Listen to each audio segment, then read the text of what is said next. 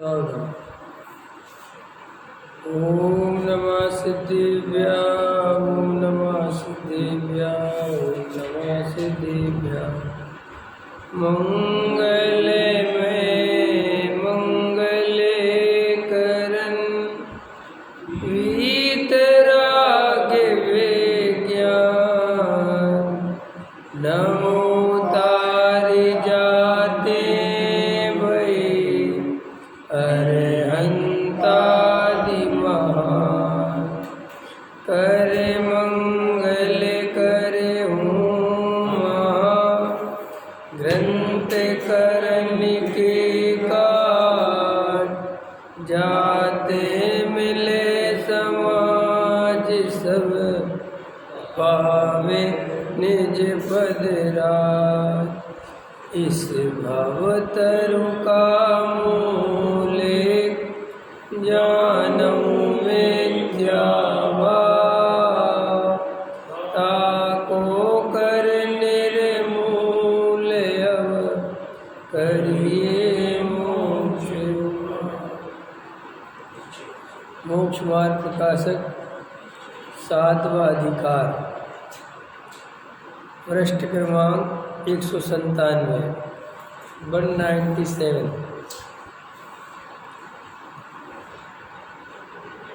यहाँ ऐसा कहते हैं कि जैसे विवाह आदि भी भवितव्यवादीन है, उसी प्रकार तत्व विचार भी कर्म के क्षेपसम के अधीन है, इसलिए उद्यम करना निरर्थक है।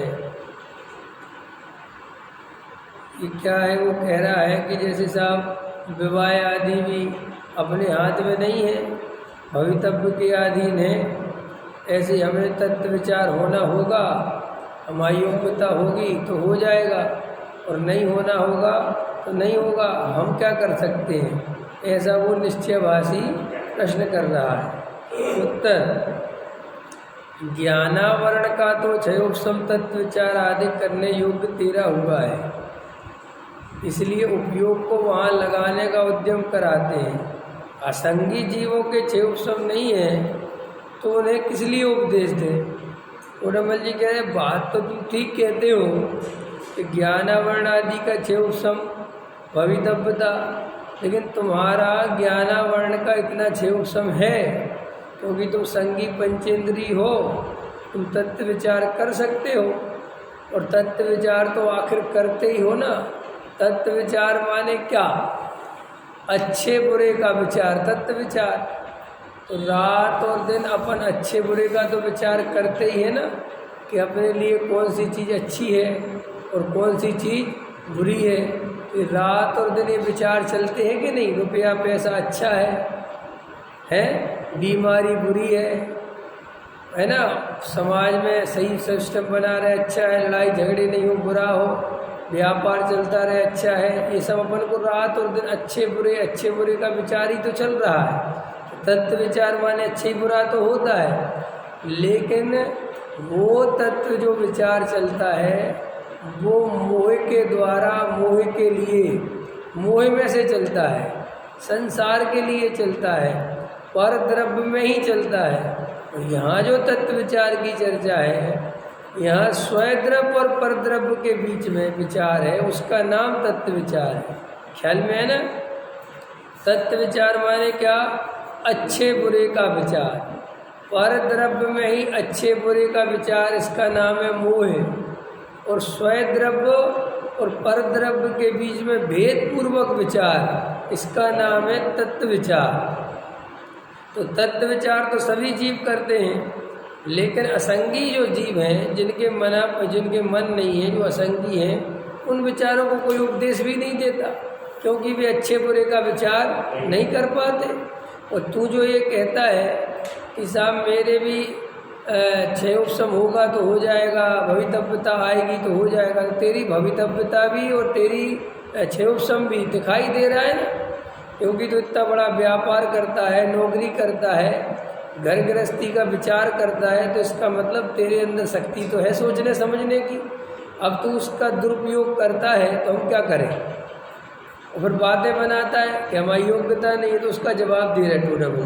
फिर वो कहता है होनहार हो तो वहाँ उपयोग लगे, बिना होनहार कैसे लगे? अब मेरी योग्यता नहीं आई हो, मेरी काल लब्धि नहीं, मैं क्या करूं? मेरा उपयोग नहीं लगता तत्व विचार में। टोडामल जी कहते हैं यदि ऐसा श्रद्धान है तो सर्वत्र किसी भी कार्य का उद्यम मत करो। क्या कह रहे हैं? अगर तुम इतने होनहार के पक्के हो और तुम्हें होनहार पे इतना भरोसा है तो वो हर जगह लगाओ ना, खाली धर्म में ही क्यों लगाते हो? धर्म में तो कहता है कि होनहार ठीक नहीं है, योग्यता होगी तो होगा, और दुकान पे दौड़ के जाता है।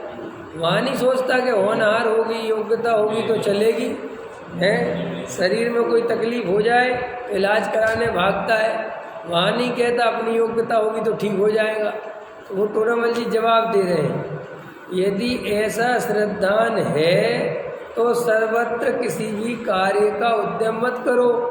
तो खान पान व्यापार आदि का तो उद्यम करता है और यहाँ होनहार बतलाता है।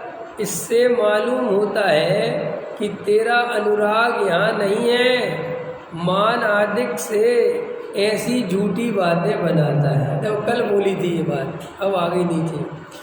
अधिकतर लोग, जितने भी लोग ये धर्म में लगे हुए हैं और ये व्यवहाराभासी और निश्चयाभासी और अभ्याभासी, ये सारे मिथ्या दृष्टि जीव मान कसाय आदि के लिए लोभ कसाय के वशीभूत होकर ये धर्म मार्ग में लगे हुए हैं। कितनी बातें हो गई?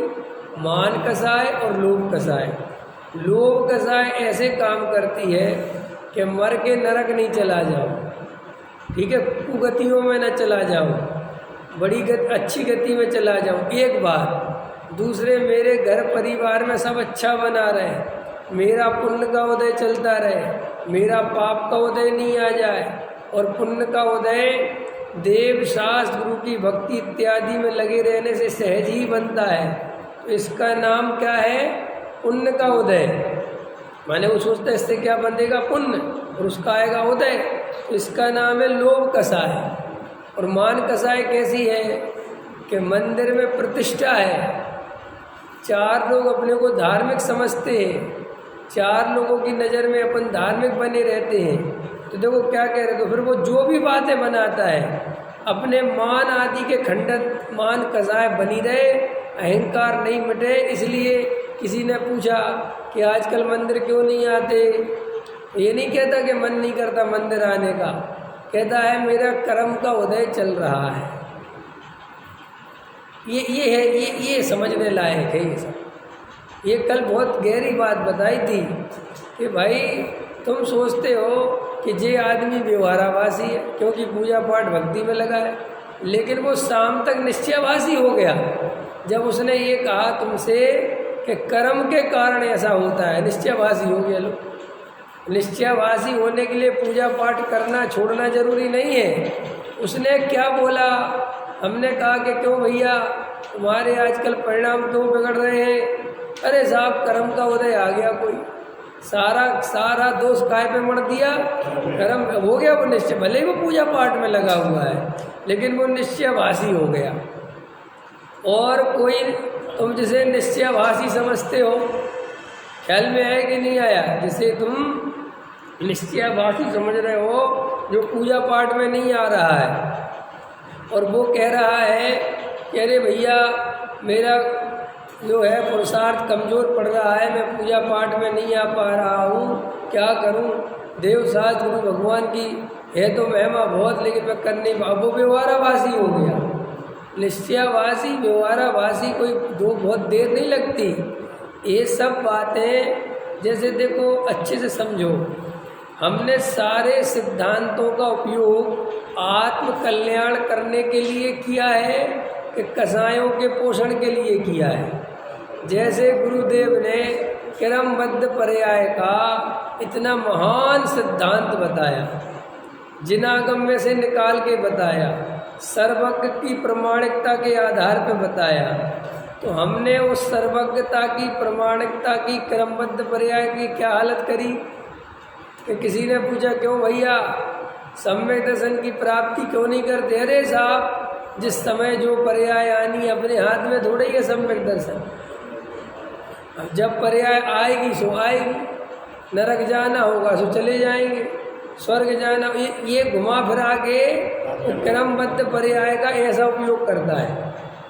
और ये क्रमबद्ध पर्याय केवल यहीं लगाता है, व्यापार में नहीं सोचता कि पैसा आना होगा तो आगा, मैं क्यों दुकान खोलूँ। वहाँ तो खोल के बैठेगा, समय पे पहुँचेगा, 10 मिनट लेट हो जाए तो आकुलित होगा, ग्राहक नहीं आए तो परेशान होगा, दुकान नहीं चले तो दुखी होगा।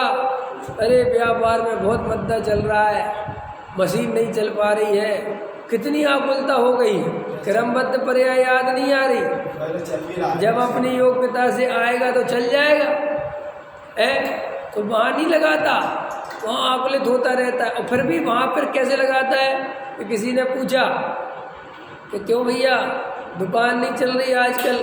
हाँ यार चल तो नहीं रही, परेशान तो बहुत चल रहे हैं, अब क्या करें, हम मेहनत तो पूरी कर रहे हैं, लेकिन क्या करें भैया, हो सकता है किस्मत ही खराब हो।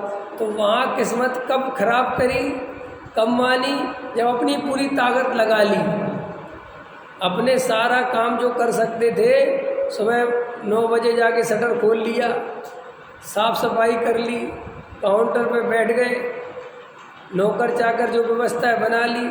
अब ग्राहक आए तो आए, नहीं आए तो नहीं आए, वो तो कोई बात नहीं है, लेकिन तुमने तो अपना पूरा काम करा। तो तुम जब पूरा काम करते हो उसके बाद कहते हो कि यार किस्मत ही खराब है। पहले बिना करे कोई नहीं कहता किस्मत खराब है, कहता है कोई तुम दुकान नहीं खोलो, समय पे नहीं जाओगे, किस्मत खराब है, ऐसा कोई मिला तुम्हें? तो ऐसे श्री गुरु कहते हैं तू यहाँ पुरुषार्थ तो कुछ करता नहीं, आत्मानुभूति का कोई उपाय करता नहीं, और कोई पूछता है कि तुझे सम्यक दर्शन क्यों नहीं होता, तो कहता साहब हम क्या करें साहब, हमारी भवितव्यता ही नहीं।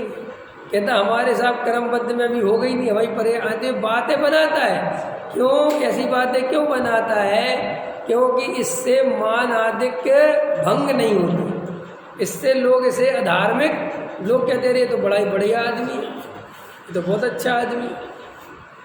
और अथवा दूसरा, चलो सम्यक दर्शन के नाम पर अन्यथा पुरुषार्थ करता है, ये भी अभी लेंगे टोनामल जी। जिससे सम्यक दर्शन होता है वो काम नहीं करता, और जिससे सम्यक दर्शन का कोई संबंध नहीं है वो काम करता है। जैसे अब इनकी दुकान है, मान के चलो गांधीनगर में, और ये शांति मोहल्ले का शटर खोलते फिरे, तो फिर क्या होगा? कहोगे यार भैया तुम्हारी दुकान कहाँ है? हमारी दुकान तो गांधीनगर में है, और शटर कहाँ का खोल रहा है? शांति मोहल्ले का। तो वो कहेगा तुम शांति मोहल्ले का शटर खोलोगे तो यहाँ तुम्हारा क्या होना जाने वाला है कि यार कहीं का भी शटर खोलो, दुकान खोलने से मतलब ऐसे नहीं होता, अपनी दुकान खोलो भाई। जैन साहब की जाके दुकान खोल दोगे तो क्या होगा? उनकी दुकान उनकी है। ऐसे ही जीव आत्मा से आत्मा का संबंध है, आत्मा का जड़ से कोई संबंध ही नहीं है। और मज़ेदार बात यह है कि धर्म के नाम पर जड़ की क्रिया से आत्मा को लाभ मानता है। क्रिया किसकी? जड़ की। सम्यक दर्शन किसे होगा? जीव को। अरे भाई जब जड़ की क्रिया कर रहे तो जड़ ही को सम्यक दर्शन होगा, आत्मा को क्यों हो जाएगा? अगर जैन साहब की दुकान खुलेगी तो जो माल बिकेगा वो जैन साहब को लाभ होगा, तुम्हें क्यों होगा? तुम्हारी दुकान खोलोगे तो तुम्हें लाभ होगा। ऐसे ही तुम जड़ की क्रिया से धर्म मानोगे तो धर्म कैसे हो जाएगा? आत्मानुभव कैसे हो जाएगा? तो एक तो बहुत सारे लोग पुरुषार्थ नहीं करते, एक दिक्कत। और कुछ लोग ऐसे हैं जो धर्म के नाम पर अन्यथा पुरुषार्थ करते हैं। वे बेचारे लगे तो हैं, जैसे बहुत सारे लोग कैसे मंद कसाय है, उनकी कसाय तीव्र नहीं है, तो वे क्या है कि सम्यक दर्शन चाहते तो हैं, लेकिन वे सम्यक दर्शन जिस भांति चाहते हैं उस भांति सम्यक दर्शन नहीं होता। ये बात उन्हें समझ में नहीं आती। समझ में क्यों नहीं आती? क्योंकि उस बात को समझने के लिए पक्ष से रहित होना चाहिए। अब उनको पक्ष हो गया क्रियाकांड का, उनको मंद कसाय का रस आ गया। अब उन्हें ऐसा मज़ा आता है शुद्ध खाने में, शुद्ध पहनने में, शुद्ध ओढ़ने में, क्रियाकांड वालों के साथ चलने में। अब उन्हें ये बात समझ में नहीं आती है कि इससे धर्म नहीं होता। वे ऐसा बोलते भी हैं कि इससे धर्म नहीं होता हमें पता है, लेकिन इसके बिना भी नहीं होता। पकड़ में आई कि नहीं आई? ये जो बात बोली जा रही है कि इससे धर्म नहीं होता लेकिन इसके बिना भी नहीं होता, ऐसा बोलने वाला 100% क्रियाकांड का पक्षपाती है। क्यों? कि जिसको असली वस्तु स्वरूप की समझ होगी वो ये कभी नहीं बोलेगा कि इससे धर्म तो नहीं होता लेकिन इसके बिना नहीं होता। वो ये बोलेगा कि जिसे धर्म होता है उसके जीवन में सहज ही इतना जो भूमिका के अनुसार उसका मंद कसाय रूप आचरण है वो हो जाएगा। और वो भी मंद कसाय रूप आचरण की भी एक लिमिट है, उसका भी एक थर्मामीटर है। तुम हर किसी को नहीं लगा सकते कि तुमने मंद कसाय का मतलब सीधा पंचम गुण स्थानवर्ती पकड़ रखा है। जो बाजार का पानी पी ले वो तुम्हारी नज़र में आचरण विरुद्ध हो गया। ख्याल में है ना?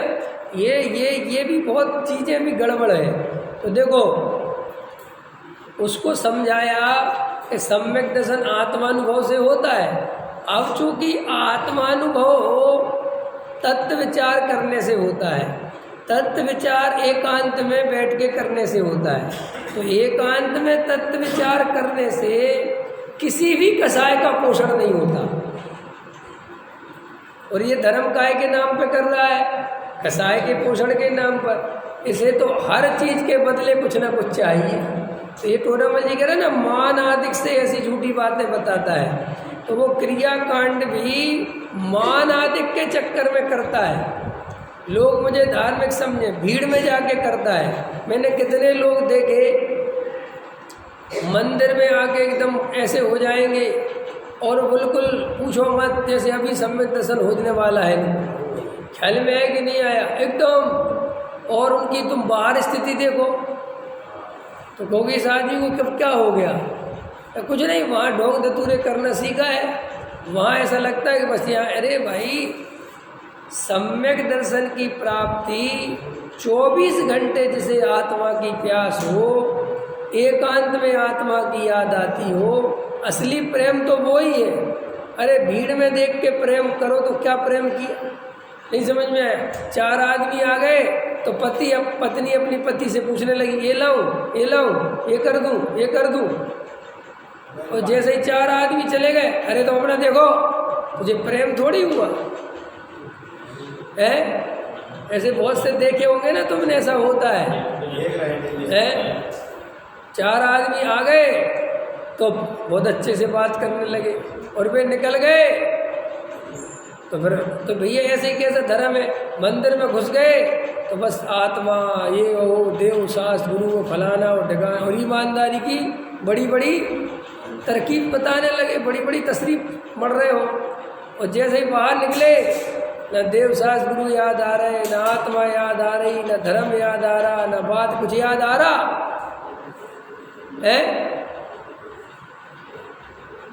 कुछ याद आ रहा कि नहीं साहब अभी तो हम व्यापार में लगे, कुछ नहीं है। ये मान आदि के लिए झूठी बातें बनाता है। तो एक तो सम्यक दर्शन का सच्चा पुरुषार्थ नहीं करता, और एक जो पुरुषार्थ करता है वो अन्यथा करता है। माने अन्यथा करता है, जिससे सम्यक दर्शन हो वो काम नहीं करता, जिससे सम्यक दर्शन का कोई संबंध नहीं है उसमें लगा रहता है। और क्या होता है, ऐसा सोचता रहता है कि मैं तो सही लगा हुआ हूँ, अब सम्यक दर्शन की पर्याय जब आनी होगी तो आ जाएगी। कई लोगों को भ्रम है, अभी कई लोगों में माने अपने को ही भ्रम है। जैसे मैं भी आपसे पूछूं आपको सम्यक दर्शन क्यों नहीं होता, तो आप क्या कहोगे? आपसे मैं कहूँ कि आपको सम्यक दर्शन क्यों नहीं होता, तो आप क्या कहोगे? आप पता क्या कहो, हम लगे तो हैं, हम कर तो रहे हैं। अब भैया सम्यक दर्शन नहीं होता तो हम क्या करें? अब सर्वज्ञ भगवान के ज्ञान में जब होगा सो होगा, ऐसी बात है। बोलता है बोलो। अब पंडित जी हम सुबह आ जाते हैं, पूजा पाठ करते हैं, और हमने तो ना जाने कितनी चीज़ें खाना पीना छोड़ दिया, और अब आप कह रहे थे ध्यान करो, सब ध्यान भी कर लेते हैं थोड़ा बहुत। आप कहते हो कि थोड़ा तो हम तत्व विचार भी कर लेते हैं। अब सम्यक दर्शन तो हमारे हाथ में तो है नहीं। बोलो अपने मन में ये है कि नहीं? सच पूछो, अपन को आज भी संसार समझ में नहीं आया। अभी भी अपनी आशा नहीं टूटी संसार से, अभी भी सुख की कल्पना नहीं, अभी भी नहीं टूटी है देवेंद्र जी, अभी भी लगता है। देखो जब आदमी बूढ़ा हो जाता है तो खाट पे लेटा हुआ है, क्या कह रहा है, खाट पे लेटा हुआ है बूढ़ा आदमी और बच्चे गिल्ली डंडा खेल रहे हैं, गांव देहात की बात है, अथवा कोई खेल खेल रहे हैं जो बूढ़ा खेलता था, तो बूढ़ा कहता है लेटे लेटे, अरे ऐसा मार घुमा के डंडा, नहीं समझ में आया?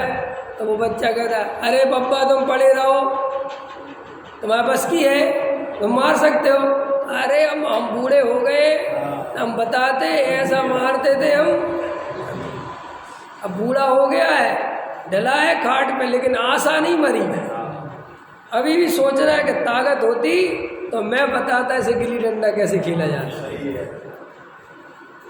वो महिलाएं बूढ़ी हो जाती है तो पड़ी है खाट पे, और वहाँ से बहू को समझा रही है ऐसे करो ऐसे करो, तो बहू झल्ला के तो तुम ही कर लो, ख्याल में है? तो कहेगी अरे मेरी शक्ति नहीं है ना, मैं 10 आदमियों को खाना 10 मिनट में बना देती थी, तुम लोगों पे कुछ होता है?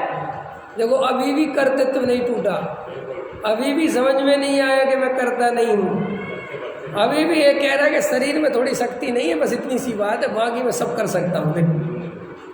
इस सब के अंदर भरा पड़ा कर्तृत्व, ये इतना कर्तृत्व लेके कैसे जियोगे? इसलिए आशा मरी नहीं।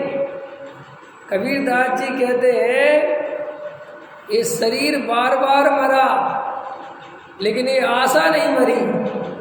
समझ में आया ना?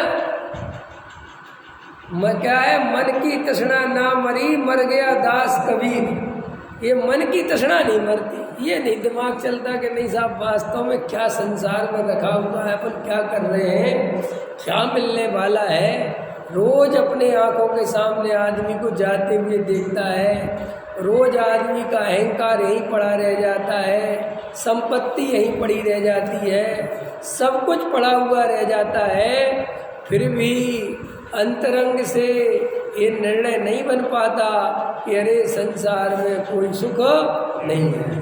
तो क्या कह रहे टोडामल जी साहब कि मान आदिक से ऐसी झूठी बातें बनाता है, ये सब मान कसाय का चक्कर है।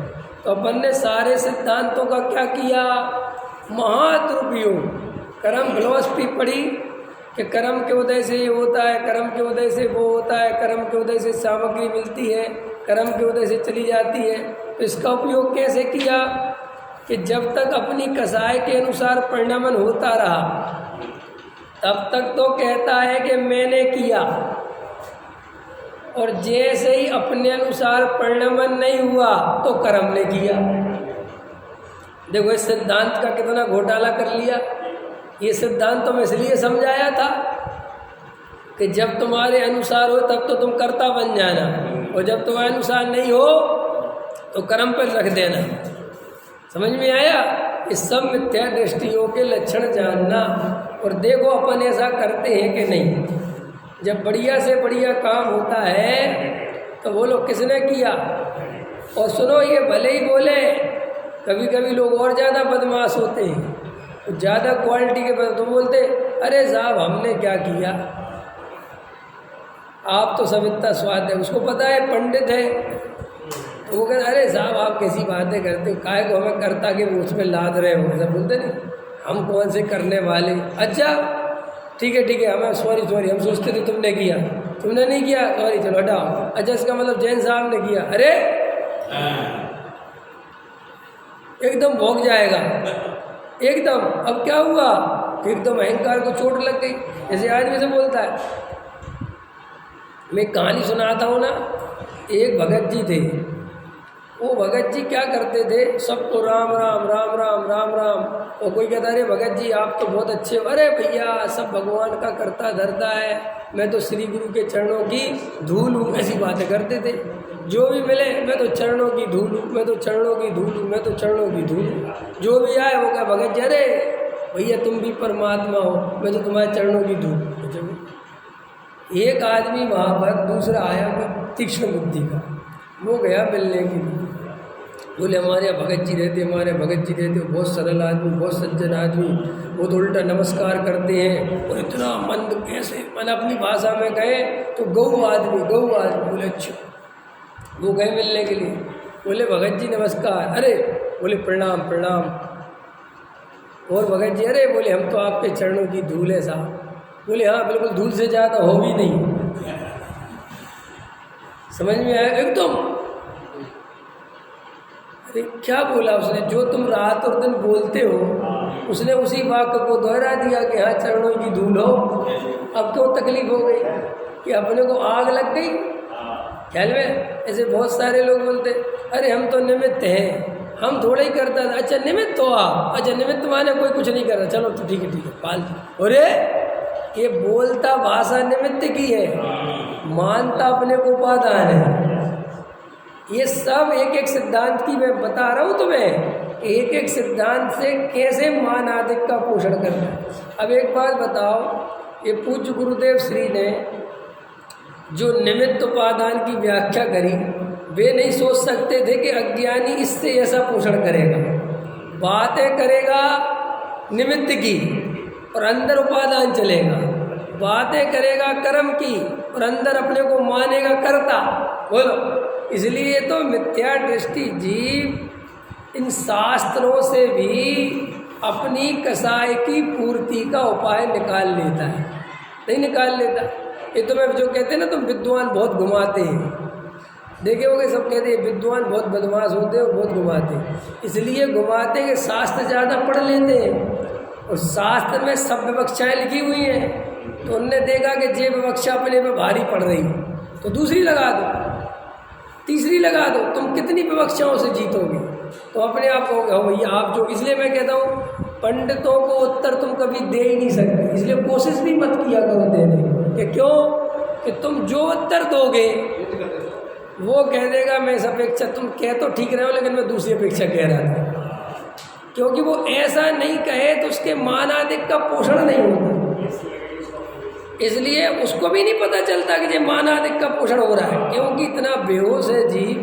आपको पता है आप रात और दिन मायाचारी चलती है आपके चित्त में, आपको पता ही नहीं चलती कि हम मायाचारी कर क्यों रहे हैं। और ये मायाचारी चल रही कि अभी मैं आपसे कहूँ आपके अंदर मायाचार चल, मायाचार हम तो नहीं करते। और जब भी आप कदम कदम पे मायाचार करते हो, आपकी एक एक बात में मायाचार है, एक एक। अरे आप किसी से जय जिनेंद्र करते हो उसमें भी मायाचारी है। आपके जय जिनेंद्र करने की टोन अलग अलग होती है। वो जो टोन है ना, टोन तो समझते हो ना, वो जो टोन है वो बताती है कि आज किस लहजे में जय जिनेंद्र की गई है। भक्ति से करी गई है, टोंट कसा गया है, अहंकार में की गई है, कैसे करी गई है। वो एक जय जिनेंद्र शब्द में भी बहुत हजार भेद पड़ते हैं। बोलो जय जिनेंद्र पंडित जी, अब तो बच्चे टोन है, जय जिनेंद्र पंडित जी, जय जिनेंद्र सेठ जी, तो भी टोन। कितनी टोन है, कितना फर्क है इन चीज़ों में। वो एक शब्द बता रहा कि किस टोन में बोली गई। ख्याल में जय जिनेंद्र क्या तरीका है, वो तरीका नहीं, उसकी कसाई इस रूप में व्यक्त कर रहा है। तो मिथ्या दृष्टि जीव अपनी कसायों को किस रूप में प्रकट करता है, वे हजार रूप है। समझ में आया कि नहीं आया। ये पूजा पढ़ते हो आप, नहीं पढ़ रहा है, एकदम जोर जोर से पढ़ो। चार आदमी को एकदम जोर से छंद बोलो। क्यों बोला जोर से, कभी सोचा क्या कारण है जोर से बोलने का? एकदम तेज क्यों बोला? एकदम उसकी लाइन खत्म नहीं हो पाई, तुमने जल्दी में क्यों बोला? सोचो, कभी सोचो क्यों किया हमने। क्योंकि आप इतने बेहोशी में जीते हो, आपको पता ही नहीं चलता हमने किया क्यों। सामग्री चढ़ाएंगे लोग तो फल छांटते फिरेंगे, बड़ा फल पहले जल्दी ले लेंगे ताकि कोई दूसरा ना ले ले। ये सब क्यों करते हैं? अब किसकी पूजा कर रहे हो, किस लिए कर रहे हैं? आपको पता है अगर मैं ऐसी गलतियां गिनाने बैठूं तो तुम यहाँ सुनना बंद कर दोगे। लोगों का फूल तोड़ते फिरेंगे, लगे रहेंगे, उनको घुसा ही नहीं हम क्या कर रहे हैं, क्या नहीं कर रहे हैं, किस लिए कर रहे हैं। अब देखो कोई पूजा पड़ी जा रही है, उनको उसकी राग पसंद नहीं आ रही, इसलिए मैं गाओ, इसलिए मैं गाओ, इसलिए मैं गाओ, लगे हो गई पूजा उनको। तुम आपको पता है 100% राग का पोषण करते हो पूजा भक्ति में, 100%। अपने मन का म्यूजिक चाहिए, अपने मन की राग चाहिए, अपने मन की धुन चाहिए और अपना पूरा कर्तृत्व चाहिए। क्या चाहिए? कई लोग मान के चलो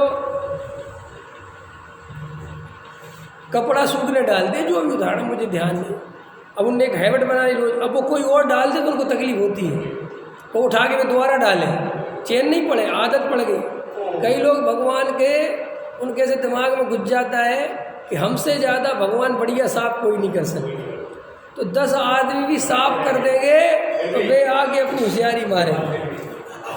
देखे होंगे तुमने कभी? अच्छा ऐसे मत बोलो, ऐसे नहीं बोलना चाहिए, ये गलत बात है। हम किसी के लिए नहीं बोल रहे, हमें किसी हम तो सही बता रहे, हम इसलिए तुम्हारी पूजा में नहीं आते, हमारा मन भी करता है। हमने कहा हम आएंगे, और हम कल उसमें नहीं बोल पाएंगे प्रवचन में, क्यों? ये लगेगा कि जो पूजा में गए थे ना, इसलिए हमें पता ही नहीं है कि तुमने किसने क्या किया। तो कम से कम मेरे प्रति इतने तो रहोगे कि वो आदमी आता ही नहीं, उस बेचारे को क्या पता, लेकिन मुझे पता सब है, क्यों कि मैंने खुद बहुत करी, तो मुझे सब पता है क्या क्या होता है। अब वो आएंगे, अब आपको पता ही नहीं आपने क्यों की, आपको लगता है आपने भगवान की भक्ति में की, अरे कुछ नहीं, आप एक आदत के गुलाम हो गए हो। व्यसन पता किसे कहते हैं? गुलामी को व्यसन कहते हैं। जिस क्रिया को करे बिना तुम रह नहीं पाओ उसका नाम व्यसन है। लेकिन अपन ने व्यसन का अर्थ क्या लगा लिया है? बुरी आदत ही व्यसन है, ऐसा नहीं है, वो हर आदत व्यसन है जिसके बिना तुम्हें चैन ना पड़े।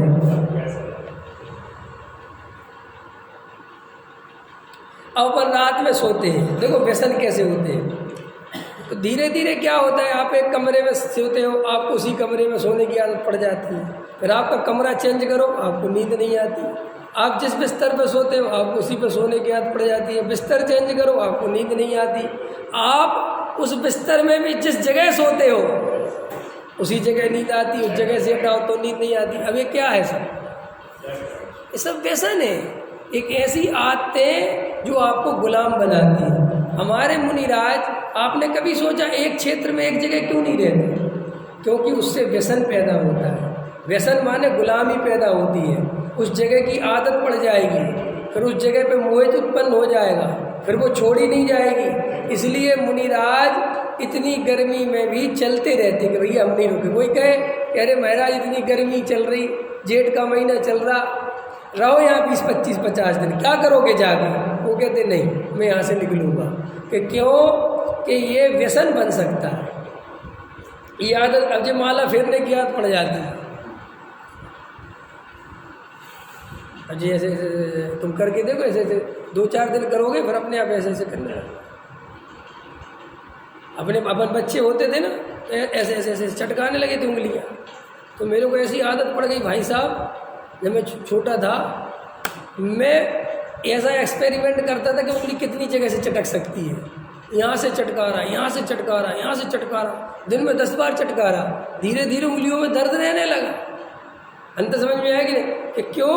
कि जी आदत पड़ गया, मुझे चैन नहीं पड़े और उंगली चटकाए बिना। समझ में आया ना? तो ये पसलियों में जब दर्द होने लगा, वो पहले ऐसे आती, ऐसे करके यहाँ की चटकाना, ऐसे करके यहाँ की चटकाना, तो सारी नसें चटकानी आदत पड़ गई। वो भाई साहब वो धीरे धीरे एक डॉक्टर के पास जब मैं गया तो मैंने तो कह रहा सारी नसें तो भाई हड्डियाँ घुल जाएगी, तो इतनी क्यों चटकाते हो? ये घर्षण होता है ना उनमें, अब आदत पड़ गई। तो आदत व्यसन, व्यसन माने जिसके बिना अब मंदिर में आए सब दिख रहा है कि अच्छे से प्रक्षाल हो गया, अच्छे से प्रतिमा सब हो गया, सब चीज़ें हो गई, लेकिन को चैन नहीं पड़ेगी। इन पर कई लोगों को बिल्कुल ऐसी बेचैनी सताती है कि वे जब तक अपने हाथ से दोबारा कपड़ा नहीं मार ले उनको ऐसे हाथ पैर कांपने लगेंगे उनके। कई लोगों को पूजा में आदतें पड़ गई, ऐसी सामग्री चढ़ानी है, यही अर्घ बोल रहा है। जैसे वो अर्घ होता है ना, नीर गंध अक्षतान पुष्प चारु लीजिए, ये पार्श्वनाथ का अर्घ। वो कई लोगों बड़े खतरनाक होते हैं, और तुम्हें नीलगंध अक्षतान का अर्घ भूल जाओ तो आग लग जाती है। अरे वो पार्श्वनाथ का तो अर्घ बोल दो, हम जानते हैं सोनगढ़ी पार्श्वनाथ की अर्घ नहीं बोलते। लो साहब, तो कहाँ से कहाँ चल रहा है देखते हो तुम। तो तो ये टोडरमल जी साहब कह रहे हैं कि इनको इतनी बेहोशी है कि ये शास्त्रों के सिद्धांत से ही अपने मान आदि का पोषण करते हैं। काय का पोषण करते हैं? एक एक बार कर्म समझा दिया, क्रमबद्ध समझा दिया, उपादान निमित्त समझा दिया और पूजा पाठ समझा दिया, ठीक है, मायाचारी समझा दिया। इसीलिए इन सब चीज़ों से बाहर निकलो। शुद्ध सात्विक भोजन करने वाले, क्या कहा मैंने? शुद्ध सात्विक भोजन करने वाले अधिकतर जो अज्ञानी जीव होते हैं वो पूरा भोजन मायाचारी से करते हैं। अज्ञानी जीव, क्योंकि अंदर इतना मायाचार चलता है, इतनी कसाएं भरी पड़ी रहती हैं, क्योंकि आत्मज्ञान हुआ नहीं, वेद ज्ञान जगा नहीं, असली करुणा जगी नहीं, तो अंतरंग में भोजन इत्यादि में इतनी मायाचारी कि अगर कोई समझदार जागृत पुरुष हो तो वो देख सकता है कि कितनी मायाचारी चल रही है। अंतर समझ में आया? तो यहाँ टोडरमल जी कहते हैं कि ये सब मान आदि से ऐसी झूठी बातें बनाता है। एक एक हो गया। अब देखो, इस प्रकार जो रागादिक होते हुए आत्मा को उनसे रहित मानते हैं, उन्हें मिथ्या दृष्टि तथा कर्म नो कर्म का संबंध होते हुए आत्मा को निर्बंध मानते हैं, सो इनका बंधन प्रत्यक्ष देखा जाता है। केवल ज्ञानावरणादिक से ज्ञानादिक का घात देखा जाता है। शरीर द्वारा उसके अनुसार अवस्थाएं होती देखी जाती हैं। फिर बंधन कैसे नहीं है? यदि बंधन न हो तो मोक्ष मार्गी इनके नाश का उद्यम किस लिए करे? अभी निश्चयवासी है ना, ये कर्म बंध नहीं मारा। तो टोडरमल जी कह रहे हैं, अरे तेरी शरीर की स्थिति देख रहे हैं हम, तो ये प्रत्यक्ष तेरे शरीर में रोग इत्यादि इत्यादि चीज़ें अवस्थाएं बदल रही हैं, और तू कहता है मैं तो कर्म बंध है नहीं, तो फिर ये तेरी अवस्था इतनी बदल क्यों रही है? तेरी स्थिति ऐसी क्यों हो रही है कर्म नो कर्म की? तेरे सारे ज्ञान का केवल ज्ञान क्यों नहीं हो गया? तुझे इस दीवार के उस तरफ का दिखाई क्यों नहीं देता? तू चीज़ें भूल जाता है, चीज़ें याद नहीं रहती। ये सब क्या हो रहा है? क्योंकि ये सब कर्म का उदय है। ये सब कर्म का उदय नहीं होते ये सब अवस्थाएं कैसे बनेंगी? तो प्रत्यक्ष ये सब दिखाई देता है, फिर भी ये मानता नहीं है। और यदि बंधन ना हो तो मोक्ष मार्गी इनके नाश का उद्यम किस लिए करे? है जो मोक्ष मार्गी है, मुनिराज है, सम्यक दृष्टि है, पंचम स्थान वर्ती हैं, वे आत्मा का ध्यान करते हैं, आत्मा में लीन होते हैं, मुनिराज अपने स्वरूप में रमते हैं, तो वे काय को रमते हैं? फिर जब कर्म बंधन है ही नहीं, कुछ है ही नहीं, तो फिर काय को? अरे भाई, कर्म बंध भी है और अपने स्वरूप में रमने पर वो कर्म बंध नहीं रहेगा, ये भी श्रद्धा है। और ये कर्म बंध परमानेंट नहीं है, ये मेरा स्वभाव नहीं है, ये निर्णय। तो पर्याय का भी ज्ञान है और अपने द्रव्य स्वभाव का भी ज्ञान है, और पर्याय में शुद्धता द्रव्य स्वभाव के अवलंबन से आएगी, ये निर्णय। इसलिए मुनिराज सम्यक दृष्टि ज्ञानी धर्मात्मा अपने स्वभाव का अवलंबन लेते हैं। ये सरल है। यहाँ कोई कहे कि शास्त्रों में आत्मा कर्म नो कर्म से भिन्न, अब देखो ये समय सार लेके आ रहा है निश्चयवासी, क्योंकि इसने समय सार पढ़ा है ना। तो क्या कह रहा है कि कोई कहे कि शास्त्रों में आत्मा में कर्म नो कर्म भिन्न अवध स्पष्ट कैसे कहा है?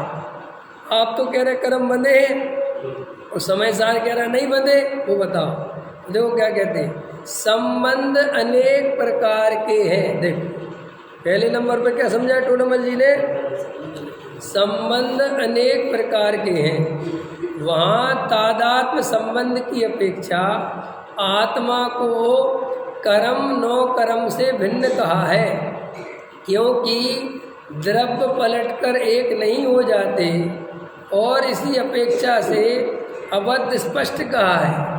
तथा निमित्त नैमित्तिक संबंध की अपेक्षा से बंधन है ही, उनके निमित्त से आत्मा अनेक अवस्थाएं धारण करता ही है, इसलिए अपने को सर्वथा निर्बंध मानना मिथ्या दृष्टि है। देखो तादात्म्य संबंध और एक होता है संयोग सिद्ध संबंध। तादात्म्य सिद्ध संबंध उसे कहते हैं जिस संबंध में उस वस्तु को उससे अलग नहीं किया जा सके किसी भी कीमत पर 3 काल में, तो आत्मा का रागादि विकारी भावों के साथ और शरीर के साथ तादात्म्य सिद्ध संबंध नहीं है। क्यों नहीं है? क्योंकि शरीर तो प्रत्यक्ष में यहीं पड़ा रह जाएगा और आत्मा निकल जाएगा। आत्मा अलग हो गया, शरीर अलग हो गया, इससे पता चल गया कि इनके बीच में तादात्म्य सिद्ध संबंध नहीं है। रागादि विकारी भावों के साथ भी तादात्म्य सिद्ध संबंध नहीं है। क्यों? रागादि विकारी भावों का नाश कर दिया सिद्ध भगवान ने, अनंत भगवान ने। तो रागादि नहीं है लेकिन सिद्ध भगवान आत्मा तो है। इससे पता चल गया कि रागादि विकारी भाव के साथ भी हमारा तादात्म्य सिद्ध संबंध नहीं है। तो फिर हमारा तादात्म्य सिद्ध संबंध किसके साथ है? तो अपने ज्ञान दर्शन के साथ। जो अपना जानना देखना स्वभाव है उसके साथ अपना तादात्म्य सिद्ध संबंध है। चाहे वो निगोदिया हो, चाहे वो सिद्ध भगवान हो, और चाहे वो बीच के कोई भी जीव हो। कभी भी कोई जीव ज्ञान दर्शन से रहित नहीं होता। इसलिए ज्ञान दर्शन मेरा स्वभाव है और रागादि विकारी भाव मेरे स्वभाव नहीं है। शरीर मेरा स्वभाव नहीं है। तो स्वभाव के साथ होता है तादात्म्य सिद्ध संबंध, विभाव के साथ होता है संक्लेश संयोग संबंध। एक इसका नाम संक्लेश संबंध भी। संक्लेश माने जिसके साथ रह के क्लेश पैदा होता है, उसका नाम क्या है? संक्लेश। तो अपने साथ रागादि रहते हैं तो आकुलता पैदा होती है। समझ में है ना? तो इसलिए अपन को समय सार आदि में जो रागादि को भिन्न कहा है वो तादात्म्य सिद्ध संबंध की अपेक्षा कहा है। उसे बिल्कुल ही अन्य मान लेना कि संबंध है ही नहीं, तो ये तो नहीं चले। संबंध है लेकिन वैसा नहीं है। अरे सीधा सा गणित है, समधी बन जाते समधी, ये हमारे समधी हैं। समझ में आए ना? और जे हमारा बेटा है, तो दोनों संबंध में अंतर है कि नहीं? के बहुत अंतर है भाई। लेकिन संबंध समधी भी समधी तो है ही ना, संबंध तो है ही। अगर संबंध नहीं होता वो तुम्हारे घर पे कैसे बैठा होता? ऐसे ही रागादि विकारी भाव के साथ अगर जीव का वास्तव में कोई संबंध नहीं होता तो ये रागादि विकारी भाव जीव के साथ पाए क्यों जाते? लेकिन साथ में पाए जाते हैं तो कोई ना कोई तो संबंध होगा।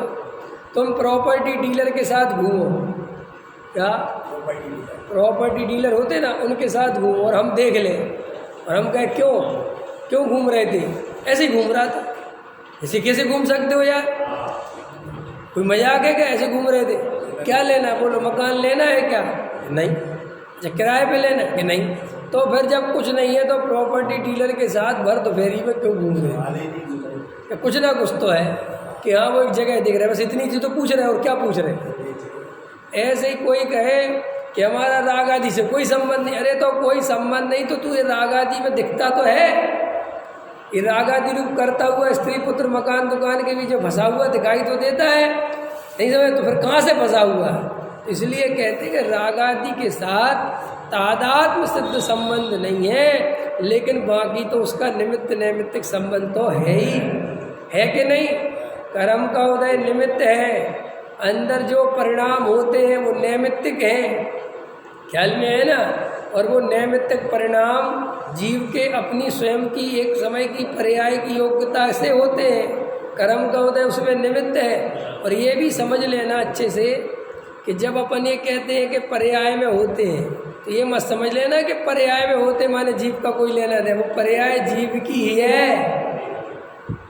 और सुनो, ये पर्याय वालों को भी समझने की बहुत हल्ला मचाते। पर्याय से क्या लेना देना?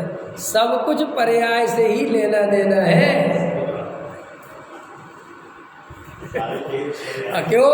कि जो भी मजा आएगा, जो भी सुख मिलेगा वो पर्याय में मिलेगा। द्रव्य तो सदाकाल एक रूप रहता है, तो फिर साहब वो पर्याय से भिन्न क्यों कहा? वो इसीलिए कहा कि पर्याय का मजा भी पर्याय में रह के नहीं ले सकते।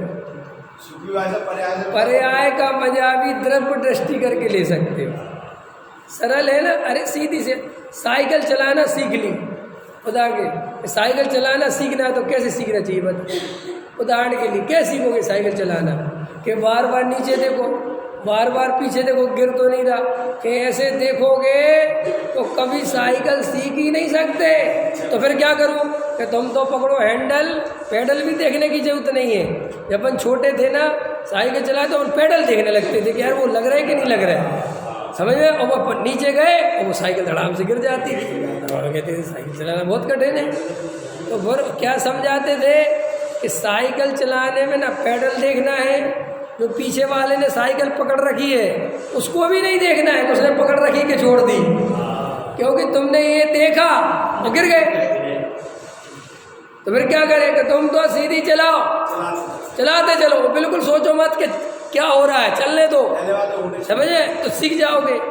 ऐसे ही जिनको पर्याय में शुद्धता प्रकट करनी हो, अगर वे बार बार पर्याय में देखेंगे, कई लोग ध्यान लगाते और बार बार देखते हमारे परिणाम तो सुधर ही नहीं रहे, परिणाम तो और बिगड़ते जा रहे हैं। इस आदमी को कभी ध्यान लग ही नहीं सकता, इसको कभी आत्मानुभव हो ही नहीं सकता। अरे आत्मानुभव तो उस जीव को होता है जो अंदर चलते हुए परिणाम से, बरतती हुई देह की क्रिया से, दोनों में ही भेद ज्ञान करके जानता है कि ये मेरा स्वरूप नहीं है, और अंदर शांत होता चला जाता है, शांत होता चला जाता है। और बीच बीच में अशांति आती भी तो घबराता नहीं, जानता है कि कोई दिक्कत नहीं है, ये भी सब स्वरूप है। और शांति से धीरे धीरे धीरे शांत होता चला जाता है, उसके संवेदन की प्राप्ति होगी। और जो जीव अरे ये परिणाम कैसे हो गए, अरे ये कहाँ के परिणाम आ गए, अरे जरा सा ध्यान लगाने में तो पता नहीं क्या क्या परिणाम आते हैं, तो ये क्या सोचता है कि मैं ऐसा ध्यान लगाऊं और बिल्कुल सिद्ध जैसी अवस्था हो जाए, और जबकि डला कहाँ है, मिथ्यात्व में, और कल्पना किसकी कर बैठा। इसलिए लोग ध्यान लगा, हमें तो कुछ होता ही नहीं, क्या होना चाहते हो, क्या क्या क्या क्या करना चाहते हो, हमें तो कुछ होता ही नहीं, क्या क्या होना चाहिए तुम्हारे हिसाब से। ये सोचता है मैं ऐसा ध्यान लगाऊं और ऐसा डूब जाऊं और भावमंडल बन जाए। क्या बन जाए? भावमंडल तो समझते हो ना, पीछे सा चक्र बन जाए, प्रकाश हो जाए, और मेरे को कोई शरीर काट भी दे तो मुझे पता नहीं चले, मैं ऐसा अपने रम जाऊं, ऐसा हो जाए, ऐसा हो जाए, पता नहीं क्या क्या कल्पना कर लेता है। और वहाँ एक मच्छर काटता है, उसको घबरा जाता है, कहता अरे यार, फिर कहता अरे काय का ध्यान, एक मच्छर ही तो परेशान कर रहा है, एक मच्छर ही तो परेशान करे दे रहा है मेरे। यार रमेश जी, आप कई लोगों को देखते देखते हो, एक दिन लोग मुझे देख लेंगे, नहीं समझ में आया। अरे अब हकीकत तो है ही, लेकिन हकीकत भी उतनी कहो जितनी ज़रूरत है, ढोल पीटने की जरूरत क्या है किसी के बारे में, ये तो संसार का स्वरूप है। और उस हकीकत में तुम भी आते हो, उस हकीकत में मैं भी आता हूँ, खाली कोई नहीं आता। ये नज़र अपनी तरफ रखा करो, दूसरों की तरफ नज़र रखने वाले, देखो भैया मेरी बात सुनो, चर्चा चलेगी तो फंसेगा तो